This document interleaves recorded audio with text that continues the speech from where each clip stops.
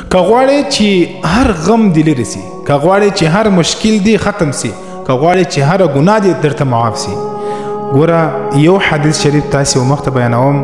که غواړې چې ستاسې هر مشکل دې حل سي، غم دې لرې سي، خالدانه او ګناوې دې هم درته معاف سي، الله دې ګناهونه هم درته معاف کړي، نو دغه حدیث شریف ضرور را سره واورئ.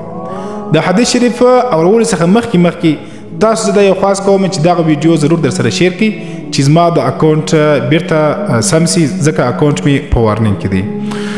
نبی کریم صلی الله علیه وسلم یو صحابي ته وویل چې کله ته په دعا کې خالي درود شریف ووایې، یعنی چې موږ تاسې د لمانځه بعد دعا غواړو، یا الله ما وبخښئ، زما مور پلار وبخښئ، پلان حاجت مې را حل کړي، پلان مشکلات مې لرې کړي، که چیرې د دې پر ځای باندې خالصه په دې دعا کې دا ټوله وخت و درود شریف ته ورکو، یعنی چې کله موږ دعا دپاره لاسونه وغوړوو، لاسونه د الله په حضور کې خواره کو او دا ووایو چې اللهم صل علی محمد وعلى آل محمد كما صليت على إبراهيم وعلى آل إبراهيم إنك حميد مجيد.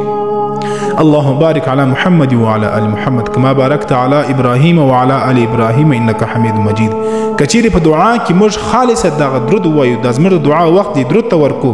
نبی کریم صلی الله علیه وسلم فرمایي د دې درود ویلو په برکت سره به الله ستا هر غم لرې کړي او الله به دې هر ګناه درته معاف کړي.